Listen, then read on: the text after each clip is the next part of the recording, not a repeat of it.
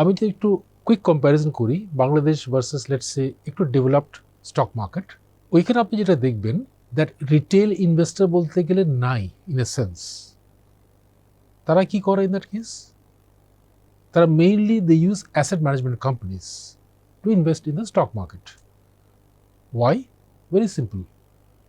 আমি একটা কথা বলে থাকি, একটা শেয়ার, একটা engineer for example let's say he is a professional, he knows his job, যে একটা যদি সমস্যা হয়, ইঞ্জিনিয়ারিং সমস্যা হয়, হি ক্যান রিজলভ ইট।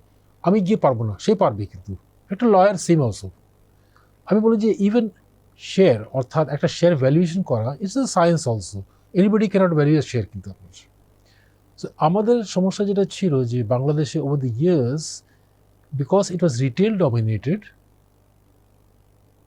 যারা ইনভেস্ট করছিল তারা বলতে পারেন যে অনেকটা ignorant about a particular stock, what should be the value of a stock, the real value, the intrinsic value of a stock, কীভাবে তারা জানে না। তারা ইনভেস্ট করে বেসড অন যে ইনফরমেশন দ্যাট ওই শেয়ারটার দাম বেড়ে যাবে, কেন তারা কেনে। সো এটাতে যেটা অসুবিধা ছিল ওভার দ্য ইয়ার্স, এটাতে যেটা হয় যে ম্যানিপুলেশন করাটা অনেক সহজ হয়ে যায়।